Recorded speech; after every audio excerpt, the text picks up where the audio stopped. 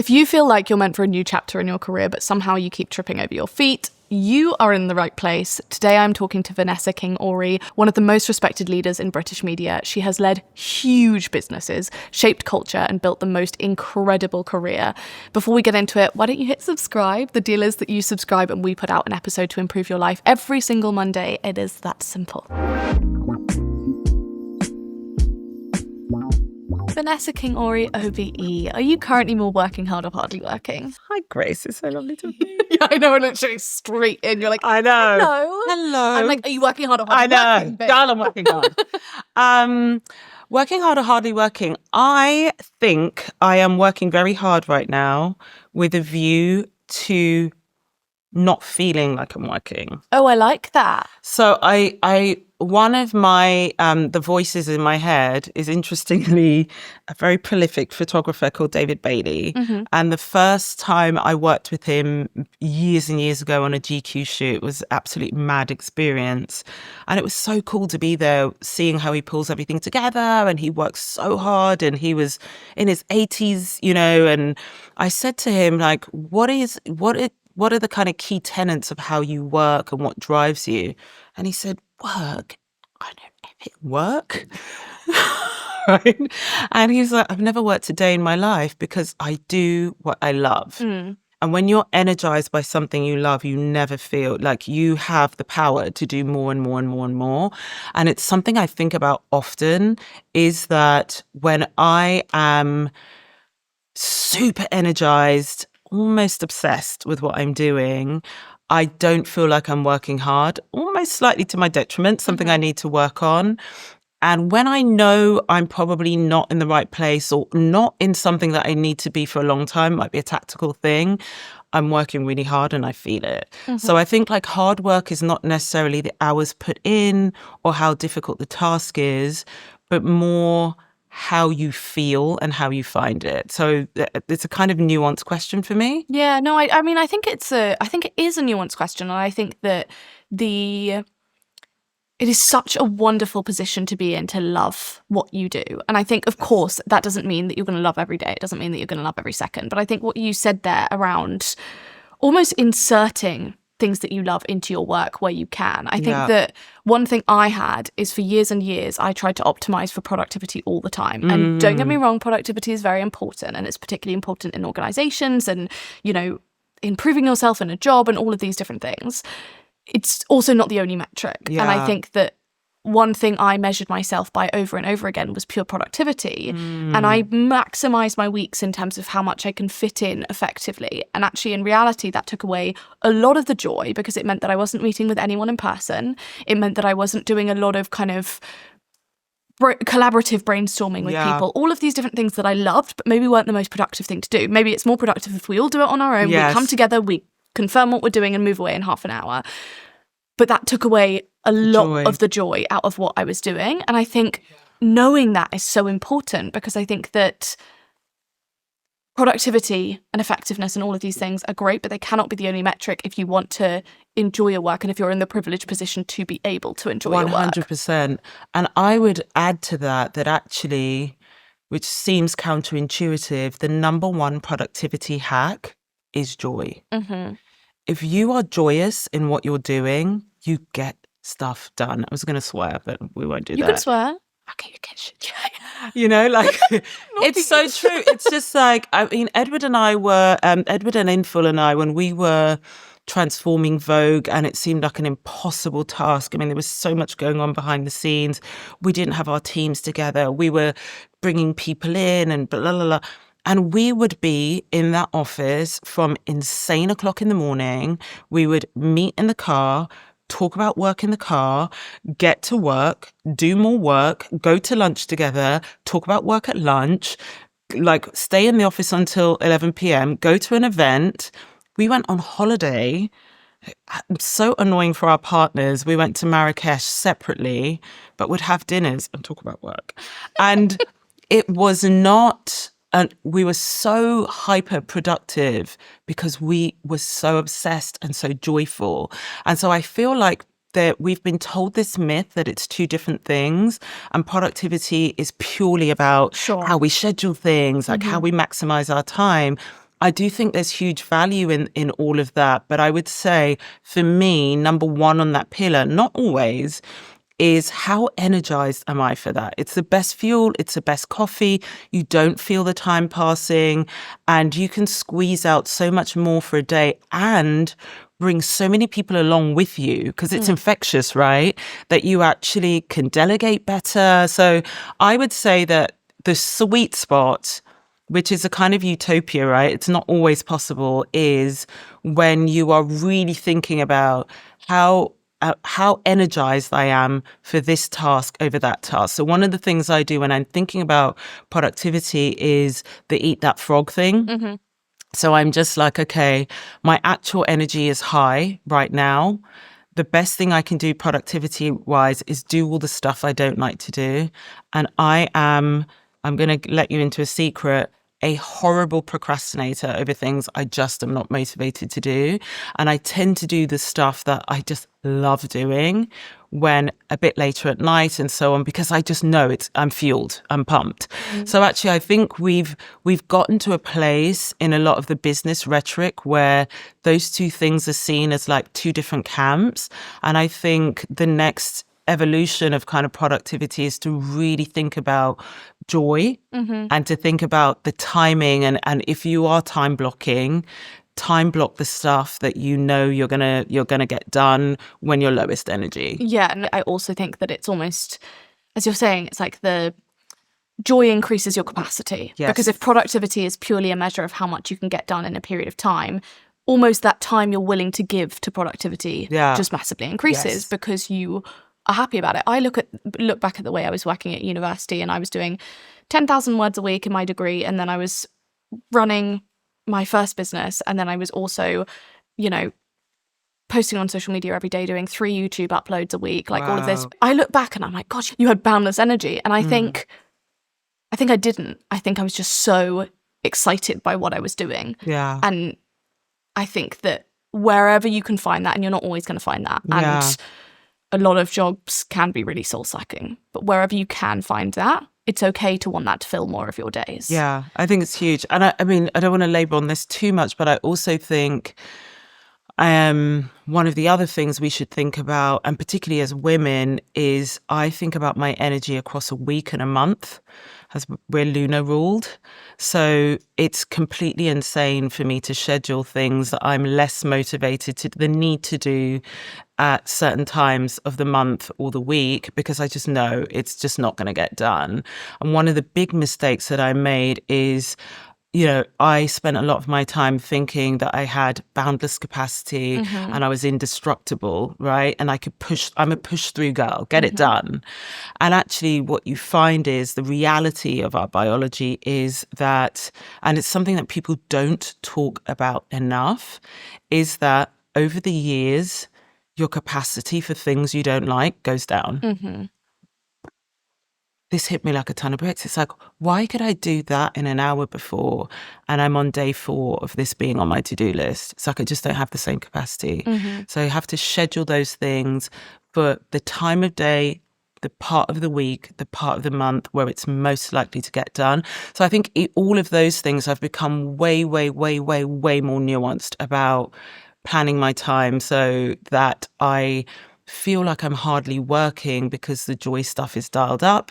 The need to do stuff is done in the time where I'm most likely to get it done fast. I really love that. And I think that's something that we can all probably recognize in ourselves and start to tackle. And before we go into kind of more of that side and being able to really develop ourselves in our work and in our careers, for anyone discovering you for the first time, could you give us a little bit of background on kind of how you got to where you are now? Yes, it's a long and winding road, and I've got to be honest, a lot of it was kind of unplanned and seizing the moment. I am essentially a business transformation expert. I mostly love to do that in the culture space, but increasingly I've learned that understanding people, understanding macro culture means you kind of understand microculture, culture inside organizations. And so what I have done is been inside organizations and promoted into big roles at times of big disruption. Right. So I actually started in events, and I love events and experiential because I love society. I studied sociology. I'm really into psychology. And I think that's the thread of absolutely everything. Team dynamics, how people like to socialize, what people want from work. Events took me into media.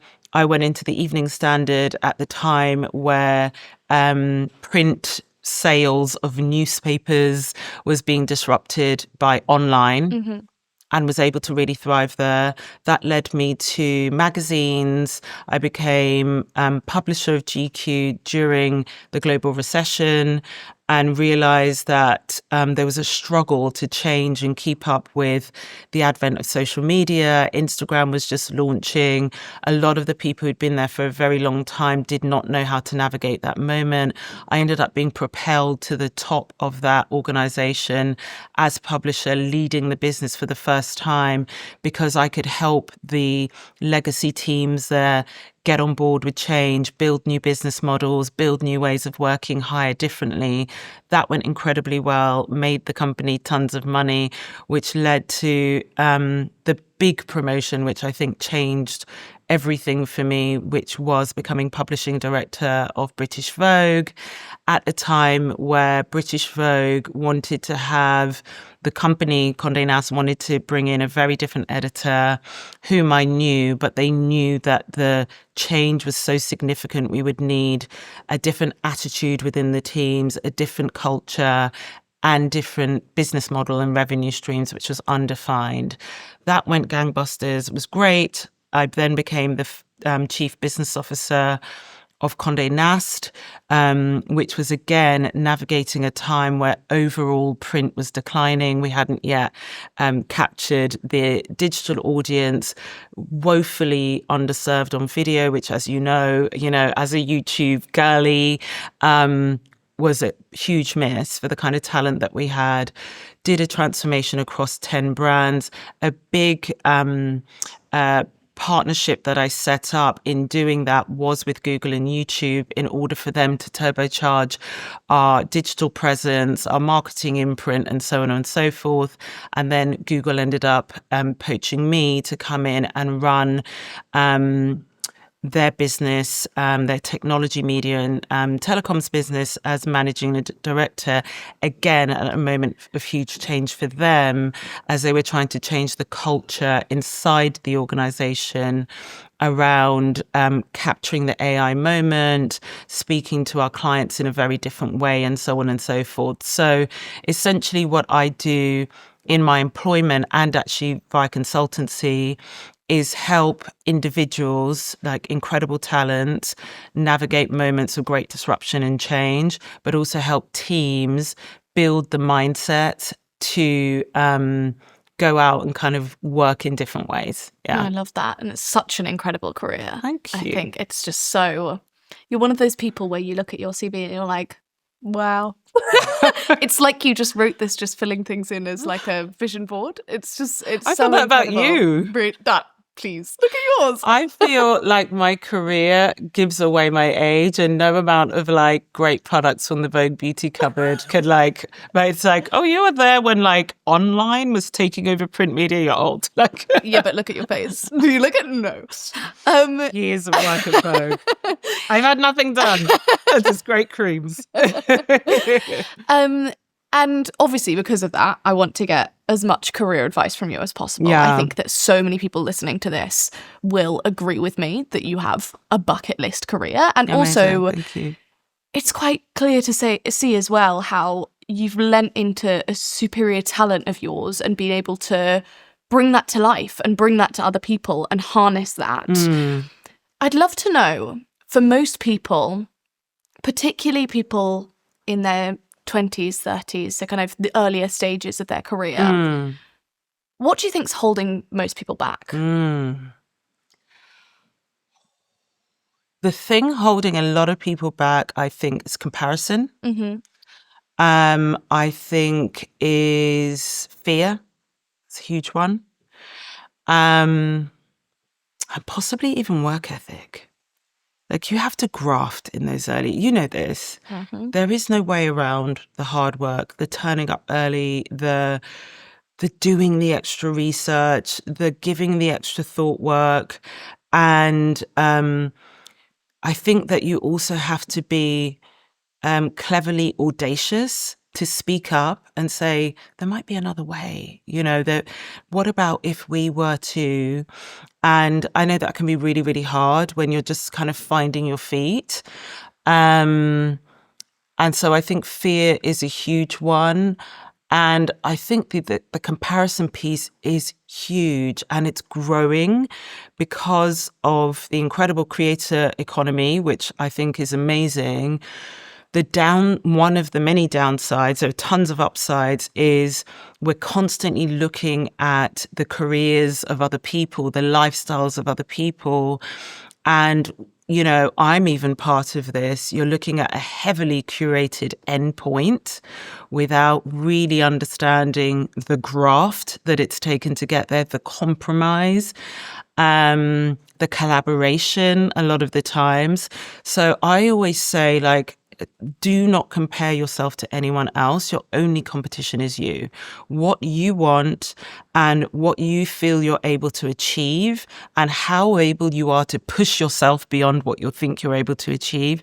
Like, that's the bar, not what you see anyone else doing. And I think one of the things that's resonated with me really heavily out of that is that I think we have this gap at the moment between what we are seeing online and what it actually took to get there. And of course, I'm trying to fill a lot of that gap by having these types of conversations. Yeah. But I think on an even smaller level, every single piece you see online of like a day in the life or a announcement or whatever it might be, it is most of the time as a result of a huge amount of hard work, as you say, a huge amount of compromise, usually an above average work ethic, like most of the time. But there's nothing to tie these two things together. So we're really not getting both of these things kind of put two and two together. And I think that as well as seeing the end goal, is also making a lot of people want to jump to that point and therefore not even be willing to take the next step. Like this I don't want to say entitlement, because I think that there's a lot of conversation around Gen Z and entitlement, which I don't think is entirely correct. I don't think it's correct either. But I do think that when something is misrepresented online, as even, unintentionally, and it says, here is where I am, and I'm in this role in a law firm, or in this role in a magazine, or in this role in an entrepreneur, that's all well and good. But like, you probably had to be 20, 25 people at every single stage, if not more, to get to that next stage. You probably you might have had that end goal in mind, but you had to have a pretty humble approach to where you were going next. You needed to be able to learn. You needed to be able to sometimes put in more than you were getting out. Yes. I don't think that's being communicated online. So I do think what that's ending up with is this assumption that A, you can get to where you want to get to in your 20s. B, that you can get there without having to...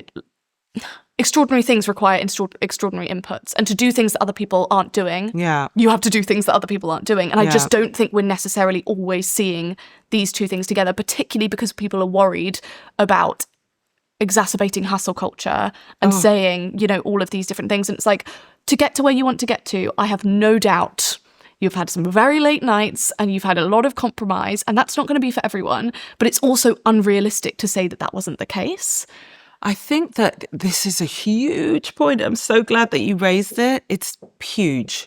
We have this incredible sort of challenging pendulum where I do think hustle culture has become so toxic. And, I'm in rooms with incredible entrepreneurs and business people, and there is almost like a bravado in how little people sleep. Of course. I'm up at 4. I'm up at 3. I'm grounding it. It's like, oh my God, I can barely drag my son drags me out of bed, and I'm just like, please. I think that, but on the other side, I do think that, you have to think about things in chapters. I think this is the piece that's missing. I've been obsessing about this conversation in my head because to some extent, I wonder if I'm partly guilty. You know, when you look at my socials sometimes, there were periods where it just looked like I was at particularly in the Vogue years. You know, it's just like at a gorgeous event in a gorgeous dress doing, and the reality was not shown there. The reality was I was running the business, putting on the event, managing the client, managing the team. My guests, who are often friends who are models, actresses, what have you, had sat in hair and makeup and chosen gowns slowly for most of the day, gone for a massage, gone for what have you. And I was often putting my makeup on in the loo and whipping the dress on in my office, and I didn't feel like I could show that because, I actually didn't think people were interested. I didn't think it was particularly glamorous. And so there is this idea that you can be both, and it's super easy. It's not easy. It's not easy to be both accountable for the success of a moment, run a team, be there in the capacity as host and business leader, and, do things in the same way as everyone else. And so I do think, one of the things I speak to my team about a lot is how do we tell the backstory without it being too laborious and not interesting. But I think one of the reasons that people are struggling with this is that it isn't one or the other. There is a groundwork phase, right, where you have to work really, really hard and you do have to hustle if you want those goals. Not everybody does. That's all good. And then there should be chapters where you don't do that. What I've learned is if you try to hustle at the highest level for a very long time, life stops you, and there's lots of conversation around burnout and does it really exist? Of course it bloody exists. Of course it does. There are times where I can sleep 4 hours a night. I would not recommend it. Super energized. There's a goal in mind. But then after that time, I am very, very serious and increasingly serious around rest, switch off, R&R, being silly, being around people who are. And so I'm very deliberate about showing myself as much in a bikini. Like I'm a multifaceted woman. I am not just in the office or at a great event. I'm on holiday with friends. I'm spending time with my family. I'm getting messy with my 6-year-old son. And I could be in a boardroom and I could be leading meetings and leading business plans or poring over multiple P&Ls. We can do lots of things. And I think the story that isn't being told, particularly because in a lot of the open source spaces and on social media, the advice traditionally has been pick a topic and stick to it. So if you are a business leader, be a business leader, right? If you're a fun girl, be a fun girl. That's not who we are. Most of us are multifaceted. And I think one of the things that maybe is confusing about me is that I don't see myself as one thing because I'm not one thing, right? And I don't see myself as needing to conform to an archetype that has not served a lot of people and maybe never existed. And so I think the best way that I can think about that sort of dichotomy of like hustle culture versus grit and sprint is to think about things in chapter. If this is your sprint chapter and your hustle chapter, do it, but plan what comes next, right? You need for things to ebb and flow. You need to have the moments where you let your mind be blank, right? You need to have the moments where you have no agenda meetings. I cannot recommend this enough, that in spaces where I've had my diary, for example, and my time overly mapped out and blocked, I stop being a good problem solver. And because I'm brought in at times of change and transition where you need ideas, you need fixes, you need to be able to see the things that aren't said. If someone's underperforming, but they have the potential, you need a bit of time to just soak that in. You need to just have a walk and talk or a coffee or let's go to. So for me, making space for like sprint and then slow observe, let the thoughts permeate and organize themselves, sprint again. That's the way that we balance out maybe this idea of toxicity around hustle culture, or, oh, you just leap in and you'll have it all. Right. Yeah. Yeah, and it I guess comes back to this idea that you can have it all, but you absolutely cannot have it all at once. There also, I have no doubt, will have been times in your career where people will have looked at the behind the scenes, or if they could have seen every moment, would have just been like, wow, I would love the title, but I do not want that. And I think that's sometimes what we're missing. I also totally agree with you on the multifaceted approach. And I think ultimately the answer to all of this is that there is not an answer. There is no way where online we can accurately show all of these things. I always say, first of all, I absolutely have contributed to a lot of hustle culture. At the same time, I can't show you where I've got without being representative of what it's taken to get there and what I've done and the hours I've worked sometimes and all of this. That would also be false if I wasn't showing that. Yeah. At the same time, I'm not going to show you where it's terrible because I'm trying to fight the fires and actually deal with what I am dealing with. Yeah. And so we do all need this social media literacy when it comes to how do I process this person who I look at as an absolute role model and apply it to myself without feeling completely at a loss because I could not be all of those people at once because you're not meant to. Yeah. And I think that it's the at once piece. I think that people are missing. I think what people sometimes miss about social media is I don't always post in a linear way. This blows people's mind. You're in Africa? It's like, no, I was there last week, but I don't want to put, like, I think people take it too literally. And my post today is not representative of what I'll be doing on Saturday or next week and so on. So I think it's just dialing that up, that we are multifaceted, and somehow that's gotten lost. I think the other important thing is there is a competency tax for certain people where it's very, very hard to show, particularly if you're first and only women and so on, it's hard to show the gritty hard bits because we're still in the moment of proving that we're competent. And so there is this horrible vicious cycle, that potential of, well, I remember this particularly in the Vogue years where I had to make a decision on, I'm in this role and I want people to know a woman can do it, but I'm also pregnant and I want people to not think, oh my gosh, this is why women aren't suited to that role. And so there's this really interesting thing that I think women in particular are navigating, which is we want to seem polished together on top of things, particularly in the business space, which gives confidence to those who might otherwise doubt us.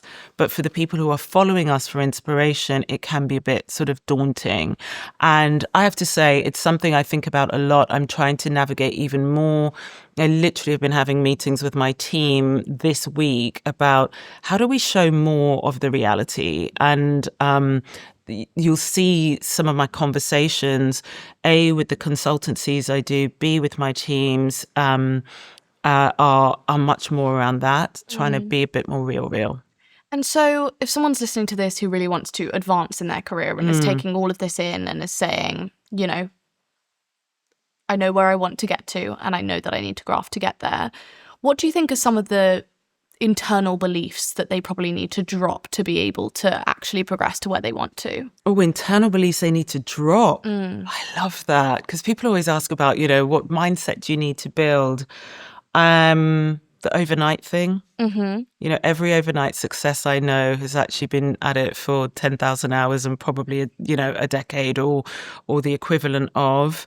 I think that drop the idea that you need to be in the hottest space, working on the shiniest thing, the most coveted role, job space is often the hardest to prove your value in. So I'm a big believer in prove yourself on the low-hanging fruit. And the other thing is that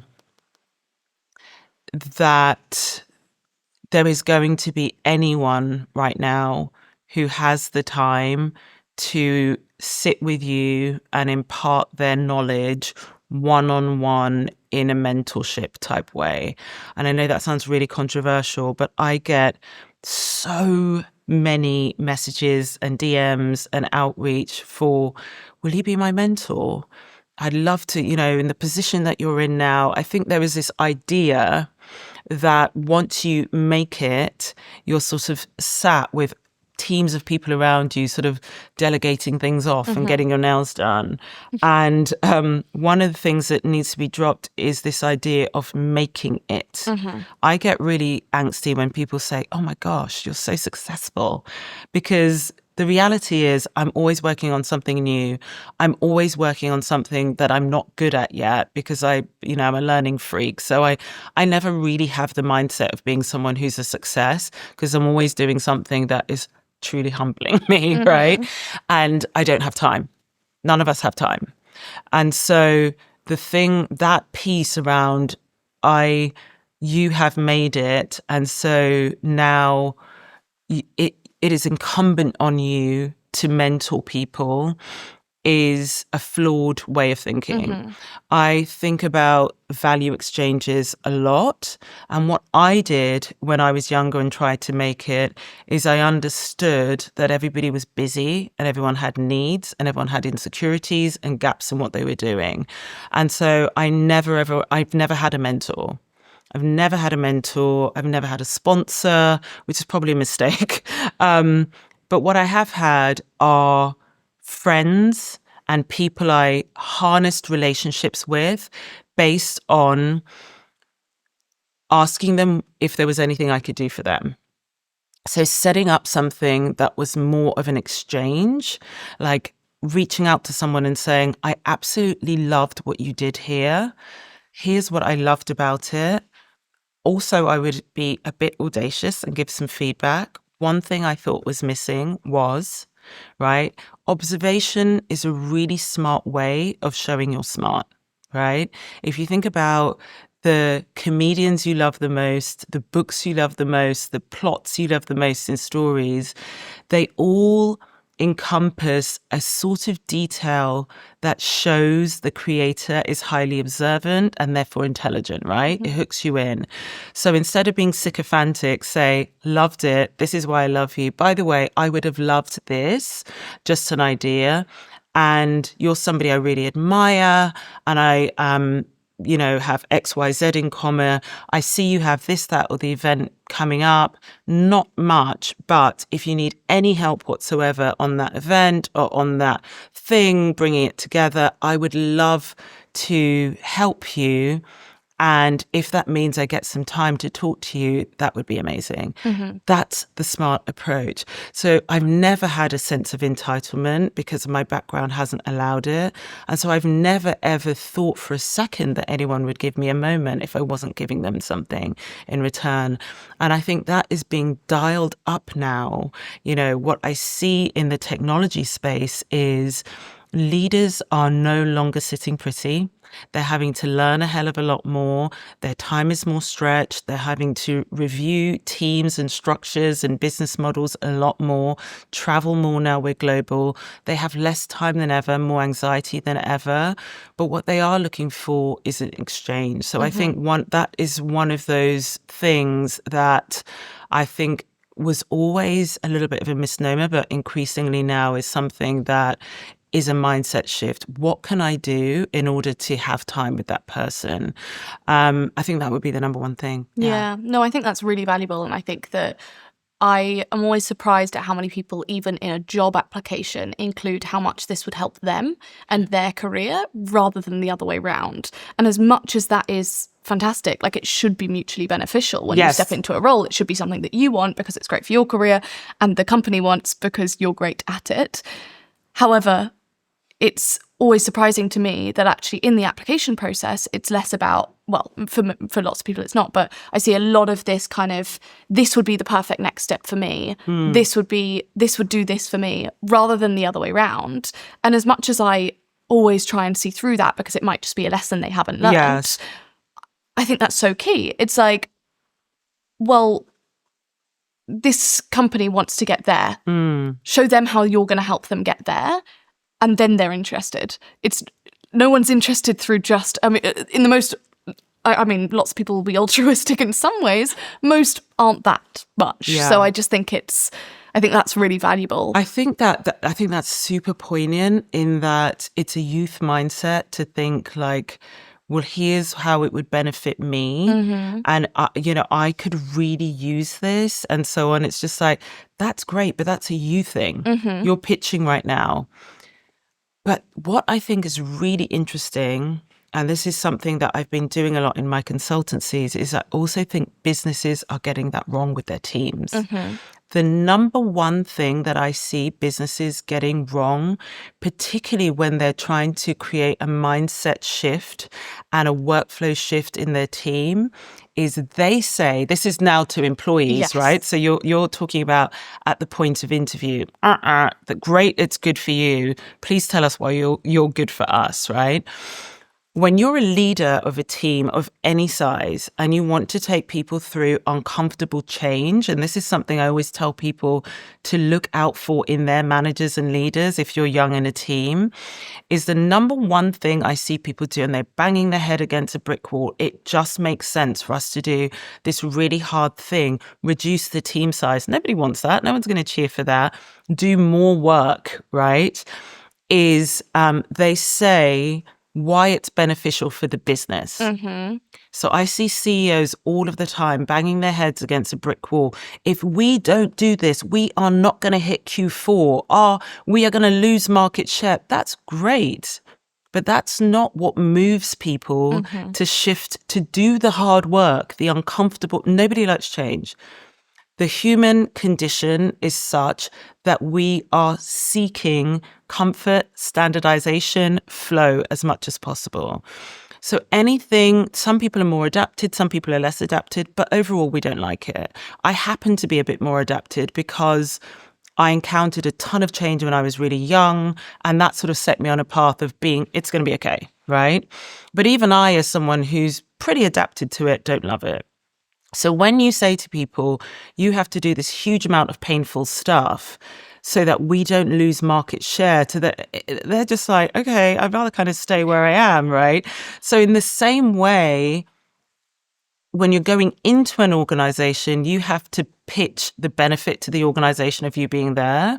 When you're in an organization, look for the managers who care about what the moment means for you. Yes. And I learned this lesson when I was leading GQ in particular. And GQ, I was the youngest publisher in the history of Condé Nast. I was the first woman. I was the first person of color. I was the first, this cracks me up, openly working class person, right? So I was different on every, no one wanted to listen to me. And on top of that, month one, again, ridiculous, lesson learned, I'm trying to shift a heritage team who are highly celebrated, way more famous than me, have written books and articles and know everyone in high society. And I'm trying to say to them, you were writing articles before which you could pore over for months and months and months and months. And that was your job. And you had lots of time to go to it. We're in a recession now, and we're in another digital boom. Instagram has just launched. I need for you to create digital content. I need for you to write articles online that are a different format. They're not going to be as long form. And I need you to do this all in the same amount of hours and in the same job title. And they're sort of going, no, thanks. That doesn't sound great. Well, we need it. The company needs it because otherwise we're going to fall behind. I'm good. Get someone else to do it. Once I shifted the conversation to a more empathetic one, which is along the lines of, your content is so brilliant. It's so excellent. And it's brilliant that at the end of the year, you're winning these awards. But wouldn't you love to know more about the data behind who's reading it, when, what helps it pop, what are the parts that people love? If you are able to work with me on this expansion of your role, you're future-proofing your career, but you're also turbocharging the thing you love the most by getting data back on it. And so suddenly I'm taking it away from the company needs it, here's what we need, to I'm here looking out for you. And I'm thinking about all of the other things that you can do next, stabilizing your role and giving you more on the thing that you love, you're passionate about, you're energized, and using that. And suddenly we had this what could have been a coup d'etat, frankly, suddenly everybody leaning in. And I've taken that with me, is that look for the bosses who care about you in the change as opposed to the company purely in the change. And look for the staff who care about how they can be additive to the team and the mission when you're hiring. Yeah, no, I think that's so, so powerful. And I think it's a really good management lesson as well. I remember like this almost like eureka moment I had, and I think it was about 2 years ago, and it was before our Q4, and we were just doing a company all hands. And I remember, rather than the usual kind of like, I know it's a push, guys, but we really need it, and like we need to hit these numbers, and they're all achievable. I just said to the whole company, I was like, all of you here are here for different reasons. Some of you are here because you love the company. I do not expect that's all of you. Some of you are here because you want to add a fast-growing company, like VC-backed company, to your CV. Some of you are because you want to get to an exit. All of these things will serve you better if the company is doing well. Yeah. If we hit these numbers, if we get to our next investment round, every single one of you, for all of those reasons, it will serve you better. Like, not one of the reasons why you could be at this company is more impressive if we bomb this Q4. So I don't care if it's because it's for your CV. I don't care if I love that it's because you love the company, but I don't care if it's completely self-serving or whatever it is. Let's do well. Let's make it work for all of us. And I think that is such a huge unlock, and you would be surprised. One of the things that was so useful about my jobs is learning about these incredibly hard to reach institutions like a Vogue or a Google. It's incredible to learn those spaces and how they operate. But because I tend to work with external brands and their partnerships with those, then I get this kind of cross-industry, high-level, some of the best and most well-known, most coveted businesses in the world, and you get to know their C-suite, and you see the same thing happening over and over and again. And success tends to lie in that narrative that you've just mentioned around, like I say, putting yourself in the place of other people and having them unite behind a mission based on what they care about versus the rational argument for the move, right, from a company basis. Yeah, no, that's so incredibly interesting. And I think lots of managers can learn a lot from that, because it's really easy to manage people and kind of say, please do this. Like, it makes sense. It makes me look good. Like, please do this. But also it's, and also the more logical spaces that I've worked in, it's just like, but everyone can see, here's the data, here's the graph. You can just see, and it's just like, well, that data is correct, but it's the wrong data for that person. Yeah. So coming back a little bit to your career path and I guess designing your career, how have you known which opportunities have felt right versus which ones have felt like something that you should maybe walk away from? I love the idea of designing my career, because I have to be really honest, I have not. But that's exactly it. Yeah. Is that like so many people's careers, when you look, especially online, they look designed, they look reverse engineered. Yeah. In reality, it's probably saying yes to some of the right things, saying no to some of the wrong things, and getting it wrong sometimes as well. 1000%. I think for me, there have been moments that have been highly, highly strategic and part of design, like the move to Google was very, very much around this is missing, things are pivoting. I need to learn about AI. I need to expand these contacts. I need to see how these spaces are operating. The only way to do it is full immersion, be inside. I think the other side of things have been, I am someone whom, when there is a great opportunity and I'm energized by it, I work incredibly hard and I'm ready. I'm ready for what might come next. I think in terms of how I look at taking opportunities, walking away from them, is always be ready, willing, and prepared to walk away. I think what tends to happen that I've seen is brilliant people running out of energy and not bringing their best selves because they've sort of haven't got anything else planned, haven't got a backup plan, haven't got anything else. I think that the other thing that is really interesting for me is I think it's incredibly dangerous to look at your job title as part of the definition of who you are. And I think this is a huge thing to be really careful of. My jobs have been one pillar in my career and not the definition of who I am.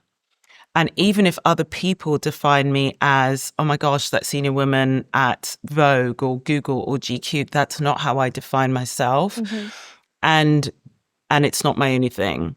And I'll explain a bit about that first part.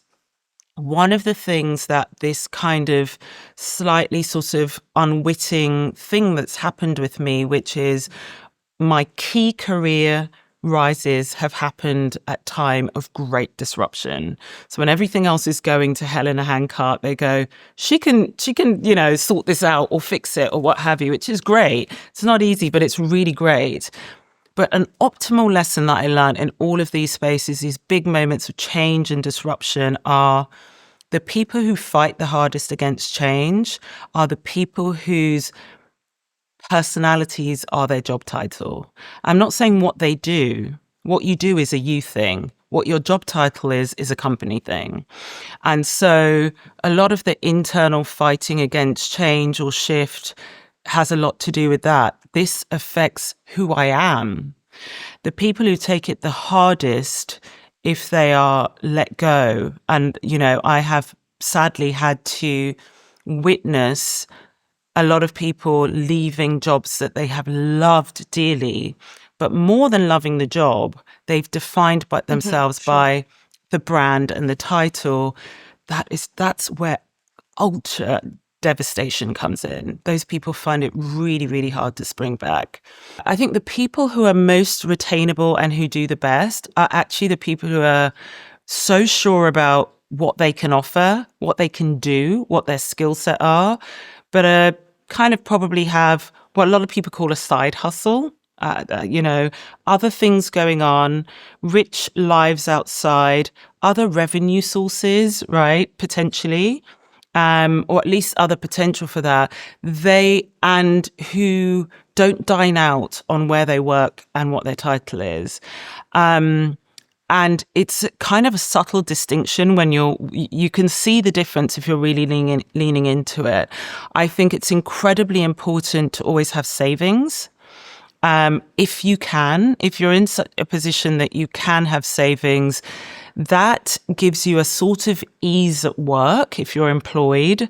That also makes you really retainable. You're not sort of angsty and like, oh my God, I don't know how I'm going to, okay, well, let's see what's happening. Let's see what else is on offer.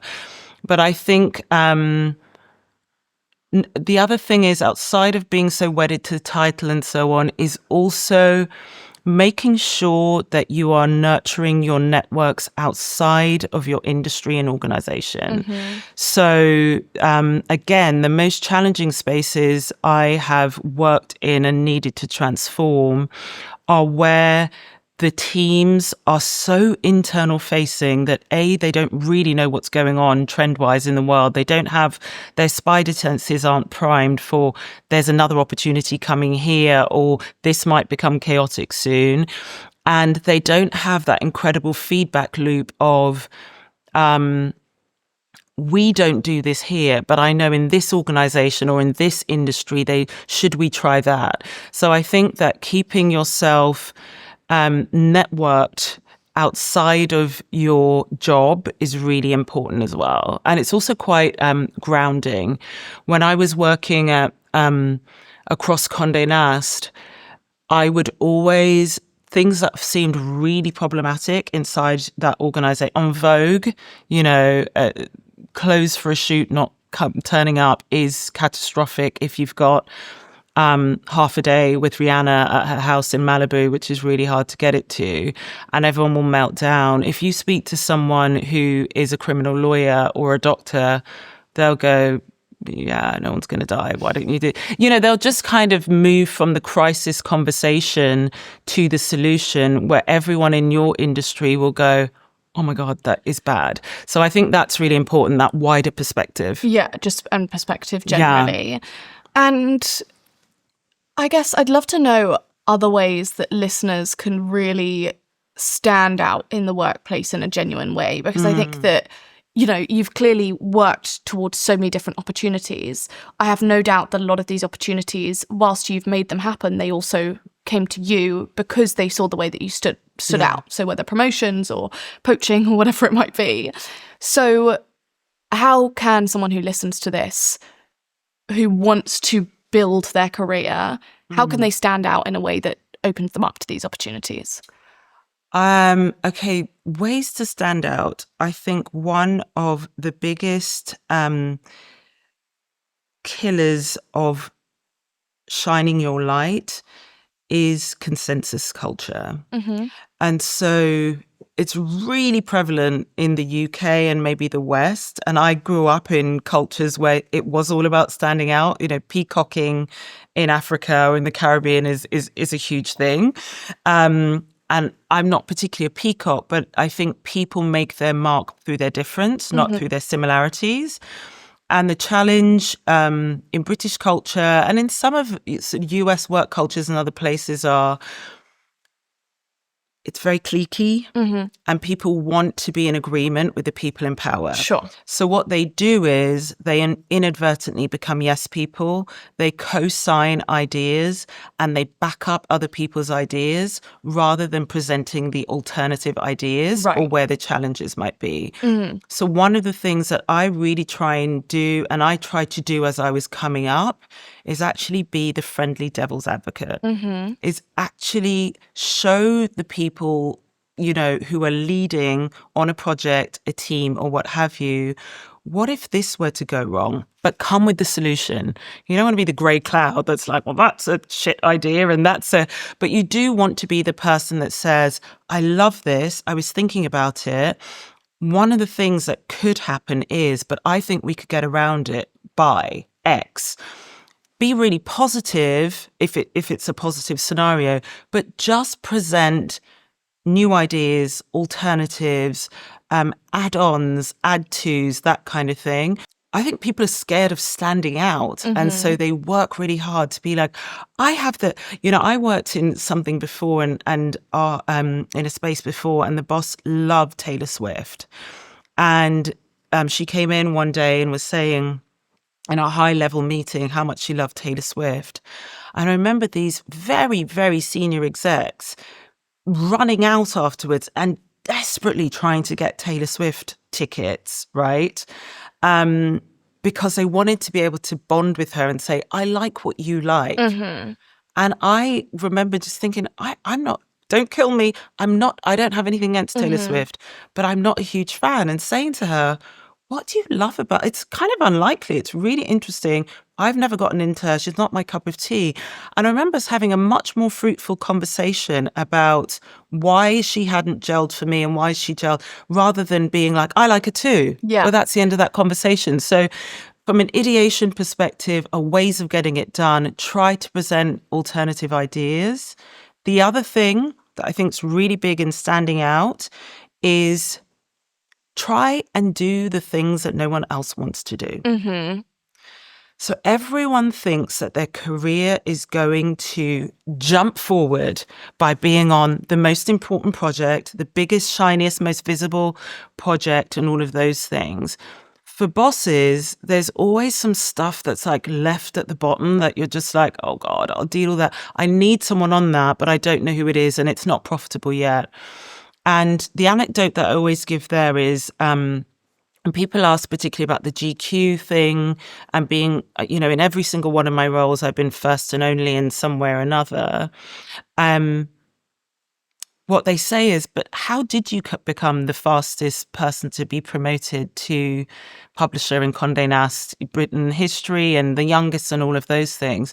The piece that's often missed around that story is, I was not in the hierarchy. So there's a publisher who'd been there for donkey's years. There was an associate publisher. Below that, there was boom, boom, boom. There's a masthead that ranks the order, and everyone sort of moves up in a nice, orderly British line.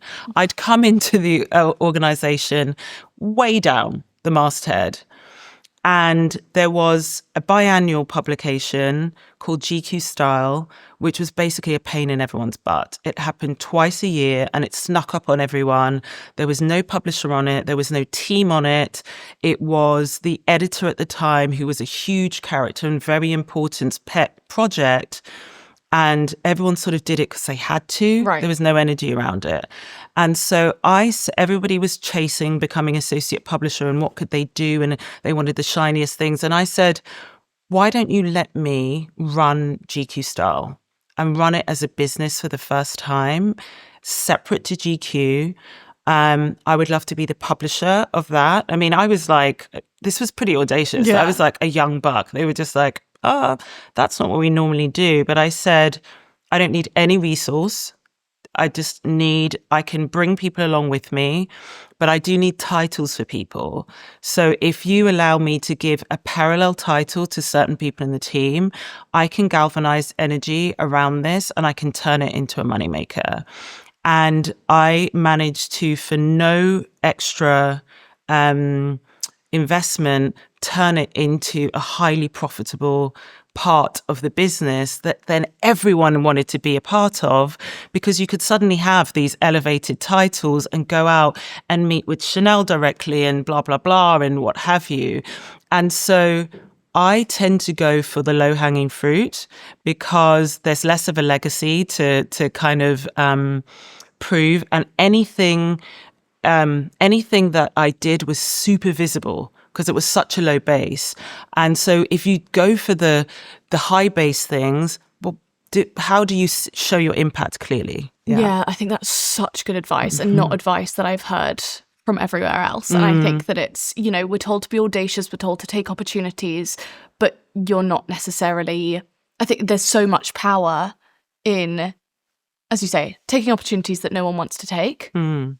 Also being audacious with that. Yes. And just, trying to make good things no matter where it might be, and not being too picky about what that might look like. I also loved in your first point, I feel like the real difference was you can be agreeable as a person and a good person to work with without having to be agreeable in terms of every single opinion or every single analysis of something. I love that. And we know that diversity of thought leads to better problem solving, all of these different things. And yet we come into things trying to be this homogenous group of kind of yes men and agreement. And I don't think I've ever found anyone indispensable in my team who's a yes man, because I have that opinion, so I will have that opinion. I've got that yeah, down. Exactly. That one's What do you covered. think? Need other ones. I've always tried to build teams of people who have very varied lifestyles, backgrounds, and so on, because their lived experience means they're going to see the world slightly differently. Right.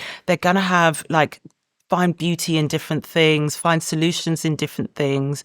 And I honestly think that groupthink is going to kill some of our biggest organizations. The visibility that I've had working with some of the C-suites of some of our most known and trusted brands is what's paralyzing them right now in the AI era is the agility that's needed requires groups of people who can say, there's another way. Why don't we try this? What about, right? We don't have long periods of time to let things fall to the wall because it was the boss's idea. So one of the things I'm really working with people on is how do you harness these kinds of environments where people are not conflating being agreeable as a person, meaning that you need to be in agreement with everything that comes up on the agenda and every idea. Right. That second part is literally death right now. I'd love to ask, just as a lead on to that question, if someone's listening to this and they're thinking, great, I'm ready to build my career, I want to make sure I'm future-proofed, knowing about the AI industry and just generally how much culture's changed in the workplace in the past 20 or so years and all of this. How would you recommend they future-proof their career? And what type of areas would you recommend necessarily getting into? Wow, this is this sort of $100 billion question, because we do not have a crystal ball. AI is seismic, and I hear people comparing AI to sort of, various other moments in, the advent of the smartphone, Sure. or even electricity, right? It's all the Industrial Revolution. It is way bigger than all of those things. And so I don't say that to scare people, but I do think it's important that we understand that what careers look like now is not going to be what our careers look like down the line, and that's okay. And so I think some of the things that are really important is priming ourselves now for the idea that you will not have one career, and that's okay. Everything you learn in every career, whether you kill it or you fail or you leave sooner, is all data. Really building up your agility and tolerance, your mental agility, your ability to learn. I think people forget the further they are away from, let's say, leaving uni or school or what have you, that actually studying and learning is a skill. And this moment means we're going to be learning new ways of working, new technologies, new audiences, whatever it is. There will be newness all of the time. So really getting back to practicing learning right now, and also being multidisciplinary. And I think this is such an interesting point, because earlier on in my career, it was kind of frowned upon to be multidisciplinary. Yeah, sure. I remember I was on the mayor's Brexit advisory group, which seems like forever ago now, with all of these incredible leaders. It was sort of pinch me thing where I was there with sort of like the head of the World Bank, and I was like, oh, kind of, hello, hi, I do this fashion-y thing. But, we were talking about sort of different industries and how they'd be impacted by Brexit, and trying to put forward the case really for against Brexit, to be honest, for different industries. And we were talking about people who represented each industry and how we could reach out to them and maybe create campaigns and so on. And there were a few people who came up and they were sort of going, oh God, that person's like, I think embarrassing came up. They do so many things. Right. Like what is their thing? Fucking hate me. And, don't put that meanwhile, person in front of I was me. like, this isn't my only gig, guys, And it was so interesting to me that these titans were basically ragging on these people for being really good at more than one thing. The fact that their name was in this circle meant they must be good, right? Because they're recognizable. They are. So fast forward to now, I'm scared for people who only have one thing. If you are employed by someone else and that's it, then you're super vulnerable and you're not learning enough. So throughout my career, I've always had a speaker career. I've had book projects. I've had my own side projects, not as necessarily insurance against that job, but the kind of feed loop is completely different. And I never want to be in a bubble. The opportunities that come your way are far more spread. And I think that is going to be the way that we work. When you don't know where the next opportunity might be coming from, then make sure that you're not just narrowly on with blinkers, narrow in a lane with blinkers on, unaware of what else is going on. So I think that's the number one thing. Yeah. Agility, options, multiple interests, willingness to learn. Oh, and the final, most important thing for this phase is passion. Mm-hmm.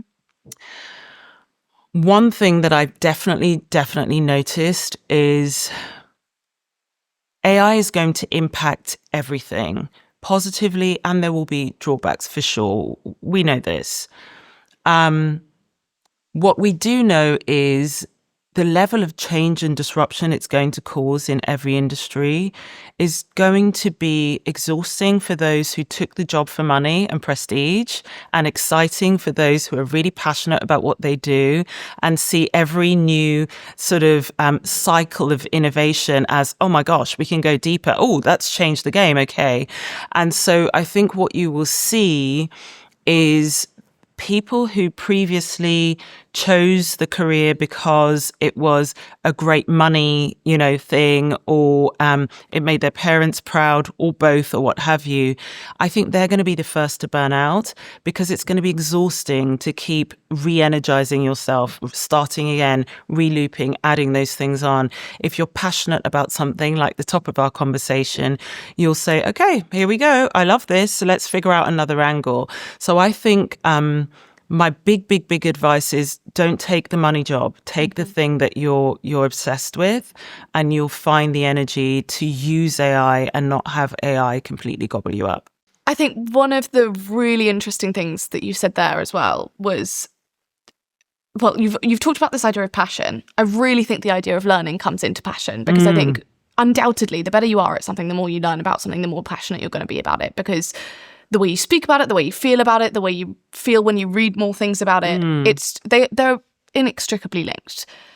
But I think that it's, as you say, the second you leave university, if you went to university, or the second you leave school, there is this assumption that you are no longer in learning mode. And I think phones have replaced so much of that for us as well. Yeah. And you just have to reinsert it. Like, you have to be religious about reinserting it. Like and this sounds really wild, but I now try and scroll Reddit instead of some other social media, and purely get my Reddit around things like financial things that I want to learn about, different particular areas that I just want to understand and learn. It might be a new company, it might be a new technology, it might be my own finances, like any of these different things. It's like, learning doesn't need to be sitting down and reading a textbook. There is so many, like, things like this podcast, there is so many ways to learn from other people and to learn different parts of your industry.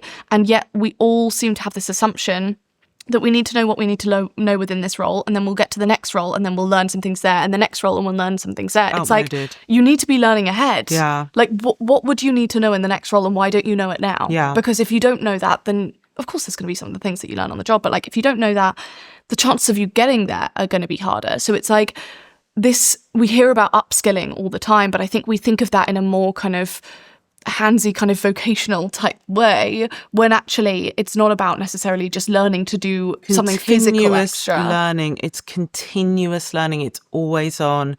It is actively seeking stuff out. The other thing is, which I find so interesting, let's say with the scrolling and people believing that they'll learn through scrolling, is you have to hack your algorithm, right? So the things you're interested in, you need to search those things out. And you absolutely need to know that you cannot learn truly from social media. It can start a line. It can help you with community. It can help you with recommendations. But we do need to go a little bit more long form, right? We do need to have verified sources, because otherwise you're going down a rabbit hole. And I think that it's really important to not just have one source. So 100%. For me, social helps me get close to communities I wouldn't ordinarily be able to access. And then I want to know, what are they reading? What course are they doing? And doing it ahead. The other thing about learning is that I think people overlook is every single interaction is a learning moment, and I say this to my team all of the time. If you're lucky enough to be brought into rooms with people who are really interesting, jot down something that they said that you didn't know, and then research that, right? One thing I'm really, really nervous about with the way our algorithms are working versus how I came up, I'm showing my age again, Grace, is it's increasingly hard to learn about things you didn't know you need to know. So if I think about when I was growing up, one thing my mother insisted is that I read the newspaper every Sunday. 7 years old, sat there with the Times. But I had to read at least two. One was the newspaper that was closest to our viewpoint and that felt like the most comfortable read, but also the newspaper that felt the furthest away from who we were. And that was an incredibly valuable thing for me, because the best way to engage in a argument is to learn about the other side of things. 100%. You need to know about the opposite of what you're interested in order to fuel your interest. And so I think if you are too if you're receiving your learning in a very passive second-hand way, you're actually not going to be ahead of the pulse at all. Yeah, right. It needs to be the springboard. Yeah. It needs to be implemented into your week. I agree with that so much. And just quickly, because this is something that you've mentioned a few times, network is incredibly important. I think that because we're so connected now online, people aren't building proper networks in real life and aren't necessarily putting themselves in the right rooms to meet the right people. Some rooms they can't get into for sure, but there are also lots of types of events that you might be able to go to, or however it might be. What do you think the best way is of building a network that's going to help you build your career? Yeah, networks are wildly important. And I do worry that people are losing like social skills. It's not just that we're increasingly doing more of our work, from on the screen and so on, is that we are socializing less. And so yeah, I think it's not, there are two things. One is get out there and get in the rooms, like you said. One is knowing how to operate in those rooms, knowing when to speak, when to listen, how to show up, how to follow up if you need to, and so on. So I think the best way of networking is use the time in the room. Pet peeve. Whenever I do, some of my consultancies or like public speaking there's a Q&A at the end. They DM you. No, girl. The DM afterwards kills me. It kills me because you're robbing yourself of a really valuable, fruitful conversation if you don't ask the question in the room, and you're also robbing the room of something they maybe didn't know they needed to know, right? So if you are in those moments and you have people who are hard to reach, who are interesting to you, use that time. The most valuable times I've ever had with the people that I have admired and been inspired by were in transit to somewhere. If I'm in a car, someone says, "Oh, jump into my car, we're going here," as an intern or someone junior, I'm going to use that time. I'm going to use that time to make sure I have 3 salient questions prepared. I'm going to use that time or an idea or something, right? How can I be additive to you again?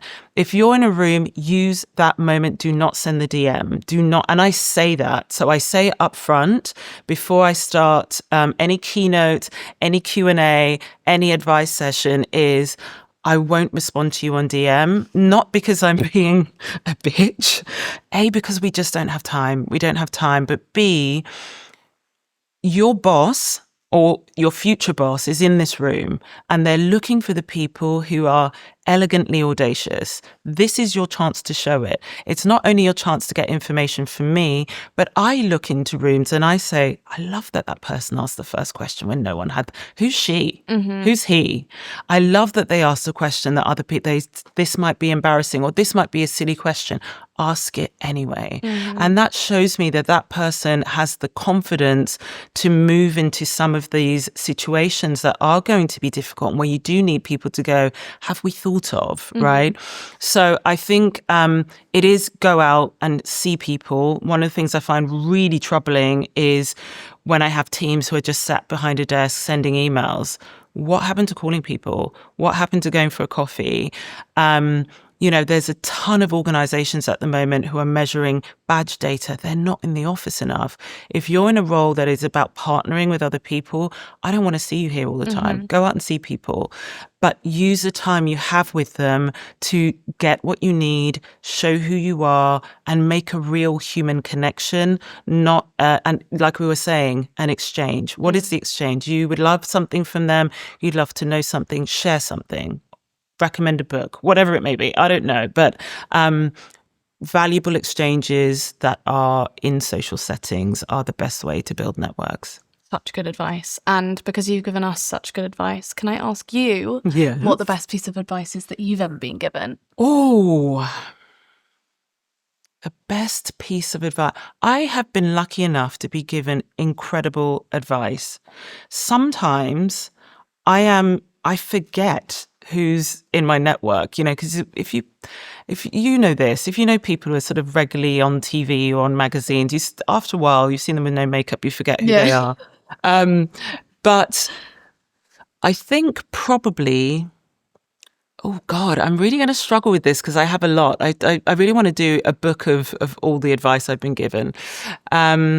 Leave while you're at the top. And in every scenario that I've been in, I have left at a time where people are, oh, how could you leave? Why would you ever leave Vogue? Where are you going to get all your clothes from or what have you? Because I like to be when things are on the rise and be part of that. And I like to pass on the opportunity. And if you sit in an opportunity for too long, you stop proving why you were brought in, why you were there, and all of those things.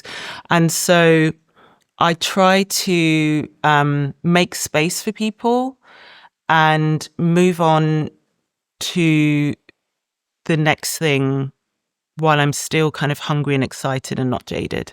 I love that. Yeah. Well, thank you so much. You have been absolutely incredible. I feel like we could talk for 3 years. I could talk to you forever because all of this is so relevant. I think everyone's really trying to figure out this new career landscape and how to kind of not just survive it, but really thrive. Yeah. And it feels like the opportunity is there. Yeah. It's just how do I harness that and how do I make sure it's me? Yeah. And I think that, I think you've answered a lot of that. Joy in and this episode. purpose. Yay. Thank you so much. Thank you for having me. I've loved this. Thank you.